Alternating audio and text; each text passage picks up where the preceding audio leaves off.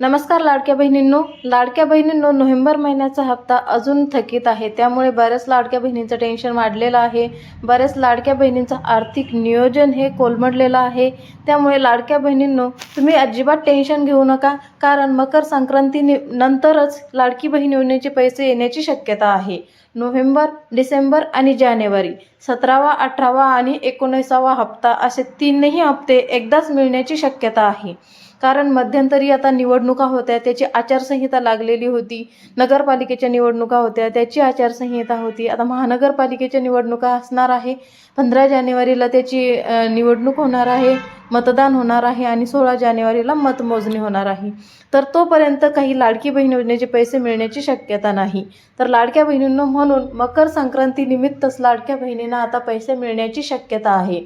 तर लाडक्या बहिणींनो, शासनाने ई-KYC करण्यास सांगितलेलं आहे आणि त्यासाठी 31 डिसेंबरची पर्यंतची मुदत देण्यात आलेली आहे। तोपर्यंत ज्या लाडक्या बहिणींनी अजूनपर्यंत ई-KYC केलेली नाही, तोपर्यंत ई-KYC तुम्ही आता करून घ्या।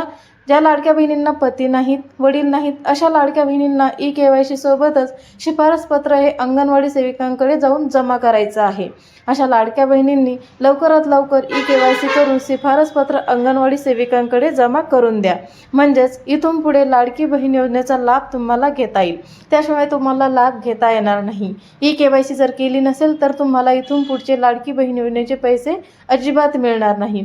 त्यामुळे लाडक्या बहिणींनो, लवकरात लवकर ई-KYC करून घ्या।